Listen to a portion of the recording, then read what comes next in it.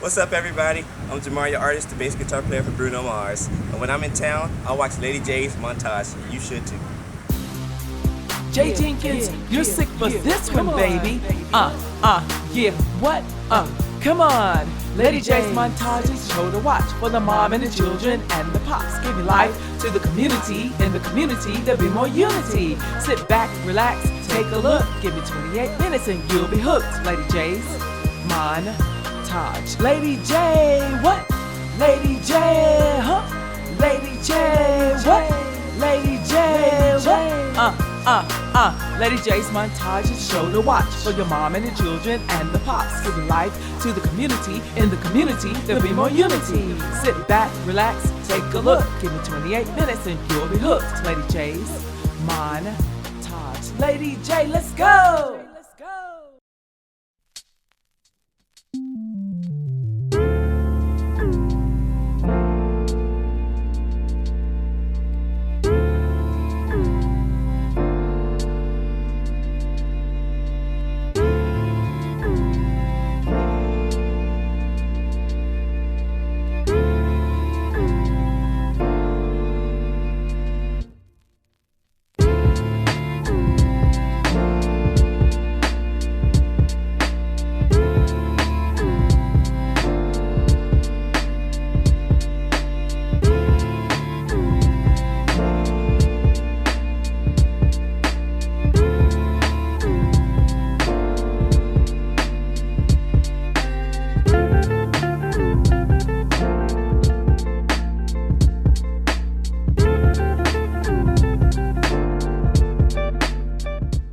You know what? I have found the greatest singer ever, Mr. Brian Bailey. How are you today? I'm good. How are you? I'm great.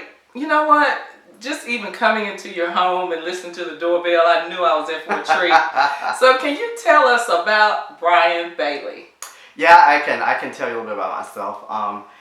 I've been singing since I was 5 years old, and it's been an incredible experience. And singing, brought up in church, singing in church, and just throughout the 70s and 80s, singing in competitions and those type of things. I was introduced to music at an early age. And my mom, she always played music in the house. My dad always played music in the house. All types of music, it just wasn't religious type music, but it was as well as music like Andy Williams and the Frank Sinatras of the world, and even some Elvis. My mom was a very large Elvis fan back in the day. So it was a lot of music, a lot of influence with that in my life.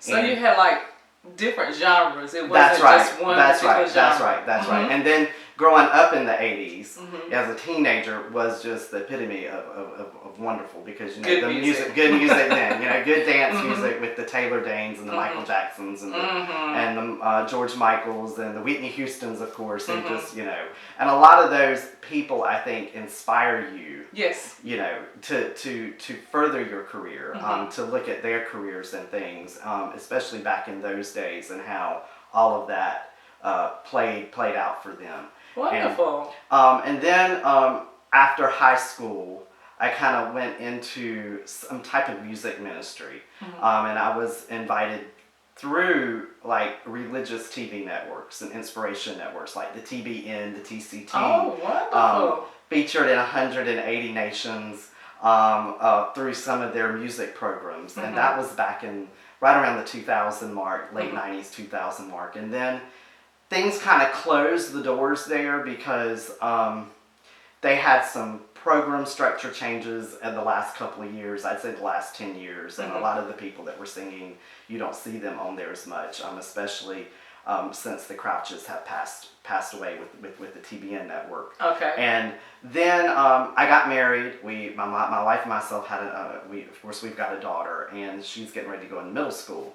And to be honest with you, I really haven't been singing as much the last couple of years like I should have been. And my wife and myself, we kind of talked about it, and she would try to get me to even go to like some national anthem auditions and things to sing here and there, and it just wasn't there for me. And I go to a very large church. I go to Inglewood Baptist, and just being involved is great there. The chances to sing, but then getting involved in some of the huge events like the Night to Shine events that we do, and then just the whole Christmas genre and directing plays with or productions with like 200 people in them. So are you kidding me? You do all of that? Yes. That's amazing. Thank you. It's an amazing, but that keeps you busy. Keeps you busy. But to be able to focus on the music portion, I know that God gave me this talent and this voice first, and so I have to use it first. And I mean, I've had it since age 5. So I've tried to do all the other and this, it's just too much. So I have given all that up to be able to focus on what I need to. So I feel like God is calling me. Yes, He's giving you so many gifts. If you can do all of those things, and that's right. And you know when the time is right. You don't want to overload, because then you won't be doing your very best. That's right. That's right. So and then about I would say about 6 months ago to a year, I told my wife, I just don't have the inspiration to get out and sing anymore. I know God is our main focus, and He's supposed to be the one to lead us and guide us and direct us and to inspire us. But at the same time, I told my wife, I said, somebody's got to come along, and you just have to have some inspiration. And then there's a whole inspiration story why we're sitting here that has happened. So that's incredible. With that said, it was my parents' 50th wedding anniversary back in November, and we weren't able to go anywhere and do anything because my dad was having some health issues, and so we postponed the trip to June. And actually, last week we went for their 50th wedding anniversary. Oh. And so while we were planning the trip, I was looking at a way to be able to sing to them while we were at Disney. And I came across, at the end of April, this video of a gentleman who had sang there, Justin Gigliolo. And I had seen his video, and I started following him because I don't know, it's something just struck with me with him, and just the whole... if you go back and look in some of on his Facebook pages, you'll see some of the things about his bullying, where he was bullied as a child. And things just kind of struck with me because I'm short. I'm not but 5'4". And so, but back when I was in elementary school, I was always the shortest one, the smallest one. When I was 13 years old, I looked like I was 8. So, you had all of that. So there was a connection there. And of course, his video that he sang at the Grand Floridian went viral. It went viral, like 50 million views, I think is what it's had. And he sang Ave Maria, and which was amazing. So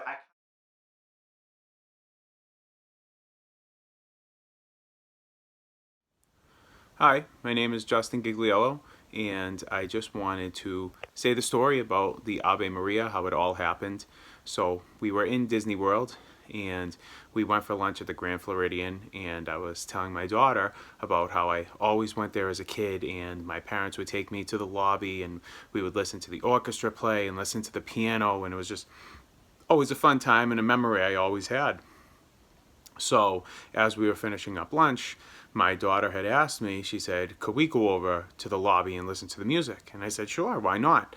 So we finished up our lunch, we headed over there, and the pianist was actually playing, which was great because he's not playing all day. We just caught him in the moment, and it was amazing. And she went right up to the pianist after he finished a couple songs, and she said, my daddy loves to play and sing. And he asked her, he said, what song? And she said, Ave Maria. And he just found the music on his tablet and pulled it up, started playing it, and the moment just happened. It was totally sporadic, and I just started singing, and then the rest is history. From there, I posted it online, and then it started getting shared to the Disney sites, and then different networks started picking it up, and just it was a snowball effect. It's been the most amazing experience ever. I mean, I appreciate it so much, and I'm so loyal to everyone who has made this happen, and so grateful and so thankful for this moment. Just how it touched people in the world, and how people are listening to this piece and saying how much it's touched them, and how wonderful of a father I am, and how it makes them want to be a better person, or it helps them get through their day, or it helps them when they're having a bad day or with someone who's sick. It's just so amazing, the story. I can't even really put it into words, but it's the most amazing thing ever. And even to have this happen, just 3 months later, this video is still being shared, and it's still touching the hearts of so many people, and it's just amazing. So I just wanted to share that, and thank you for this experience of having me on the show and putting this on. And I hope you have a great day. Thank you.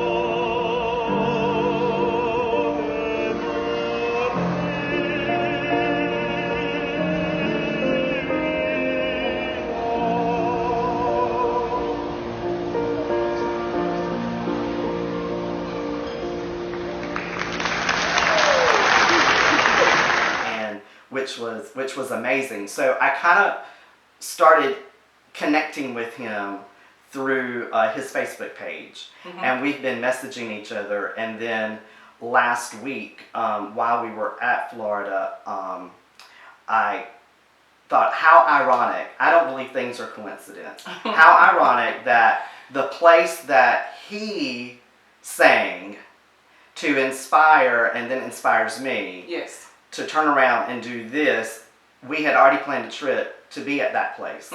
And so I turned around and announced to Facebook Live, and he was there on the Facebook. Really? He wasn't there at the place, but he Okay. was there on the feed on Facebook Live, Okay. and on the feed, and for his support, and he gave a lot of big shout outs to me and things Wonderful. on that.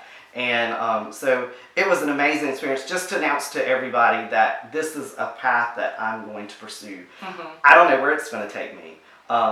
I don't think that it's it's going to be small. I think it's going to be, some of the end results I see, I'm praying will be some major things. Because, I believe there needs to be some light into the secular world, and it really does, and to be an inspiration to people, because there's a lot of good music. There's a lot. It really is. And so I just feel, and I pray, and I believe that's the path that God is wanting me to take now, is down that road, and we'll just see where it goes. I've got some contacts in place right now that I'm working through and working with. And so we'll just kind of see how that goes. Then he went on Facebook Live. hour after I did, almost immediately after, and went on Facebook Live and was talking about the inspiration that I've been to him to try to do more. So there's a connection there.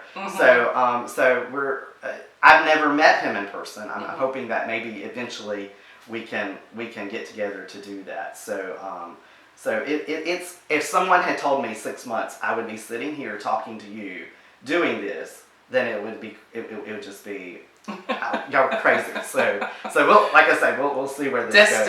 Destined. That's right, destined. And how we met, at the doctor's office that day was amazing. I was sitting there talking to two of my fourth grade teachers I hadn't seen in years, and they had asked me how things were going and was I still singing, and then we right there in the doctor's office we had that connection, and now this has happened. So. Well, I didn't mean to get in your conversation. Oh no! I love hearing people's stories, and you just seem so enthused, and your teachers were so involved in what you've done and what you're doing, and very supportive. That's right. And I said, okay, I wonder if he'll be on my show. Yeah, but I'm very, very honored to have you here today. Thank you. And you know what? He's going to sing live, so you're in for a treat. Now, do you perform or sing at festivals or weddings or anything like that? I do sing at weddings. If people need someone to sing at weddings, I do weddings. I did those a lot in the 90s, back during those years. I don't do as much of that, but I'm still available for that. You just wait after today, you're going to get some calls. You wait.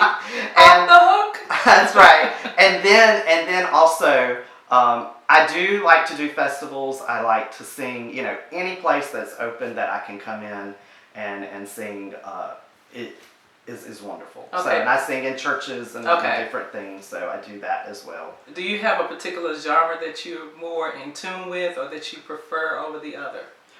My genre would be more of I would say, I can sing things from the 80s and the 70s, depending on what it is, but more of the styles like the Shirley Bassey's, the Tom Jones, the Andy Williams, the Frank Sinatra type stuff. That's more of my genre. Some Broadway, some jazz. I like to Broadway. sing jazz. Yeah, Broadway. Right. I like to sing jazz music. So that type of thing. So swing bands and that type of thing. So, wonderful. Yeah, so I'm so excited. Are y'all ready? Here he comes. Moon River, wider than a mile, I'm crossing you in style someday. Oh, dream maker, your heartbreaker, wherever you're going, I'm going your way. Two drifters off to see the world. There's such a lot of world to see. We're after the same rainbow's end, waiting round the bend. My huckleberry friend, Moon River, and me.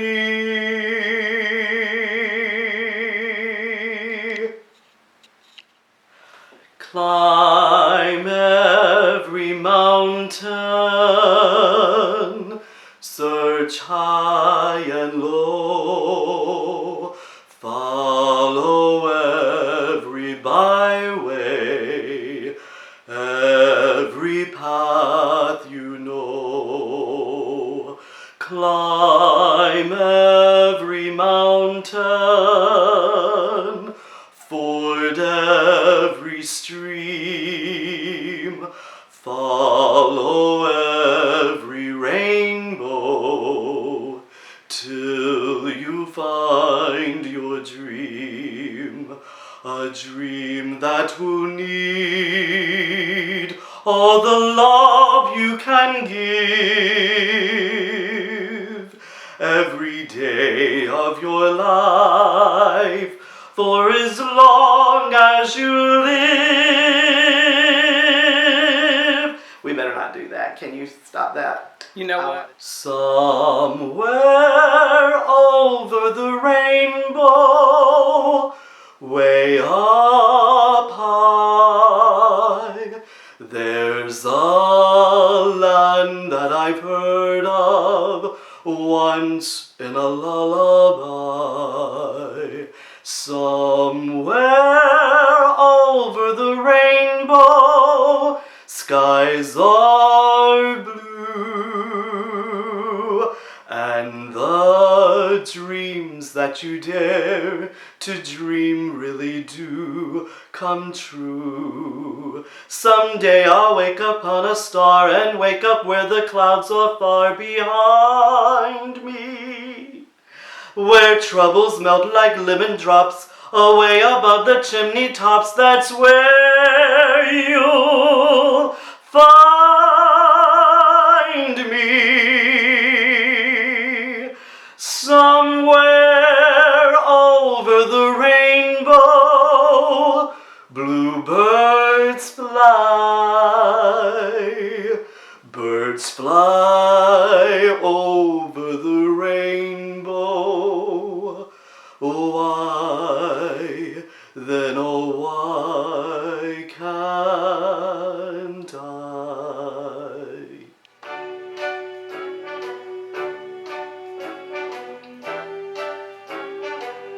Start spreading the news. I'm leaving today. I want to be a part of it. New York, New York, these vagabond shoes are longing to stray. I want to make a start of it. New York, New York, I wanna wake up in a city that never sleeps and find I'm top of the heap, a number one. These little town blues are melting away. I want to be a part of it in old New York. If I can make it there, I'll make it. Anywhere, it's up to you. New York, New York.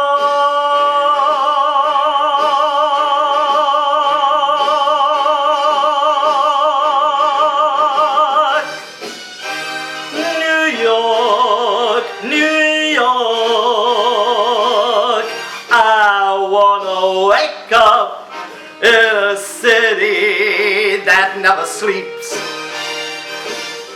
and find I'm king of the hill, top of the heap, a number one, a number one. These little town blues are melting away. I want to be a part of it in old New York. If I can make it there, I'll make it. Anywhere, it's up to you. New York, New